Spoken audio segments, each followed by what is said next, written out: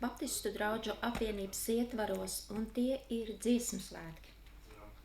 Ir 100 gadi pagājuši kopš pirmajiem dziesmu svētkiem, un šie dziesmu svētki nenotiek katru gadu, notiek ik pēc 5 gadiem. Un šī ir tā 100 gadi, ja, kopš pirmie dziesmu svētki notika šeit Latvijā. Ja latviešu tauta tiek saukta par dziedošo tautu, tad Baptisti tiek saukti par dziedošo konfesiju. Tā kā mēs varam būt priecīgi un pateicīgi Dievam par to, ka mēs šādā veidā varam uzrunāt cilvēkus plašākā lokā. Un tātad no 14. līdz 20. jūlijam Jelgavā notiks šie dziesmu svētki. Katru vakaru notiks kāds pasākums, bet uz ko es jūs gribu aicināt? Man šeit mapītē ir dziesmas, daudz dziesmas, 26 gabalos, un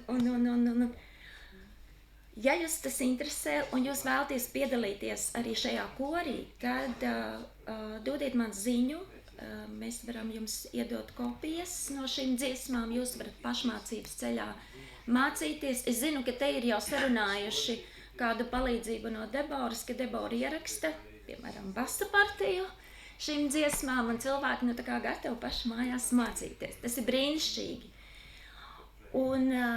Bet, ja būs vairāk gribētāju un būs tāds lielāks pulciņš, tad mēs varam domāt arī par tādu kopīgu mācīšanos, šo dziesmu kopīgu mācīšanos.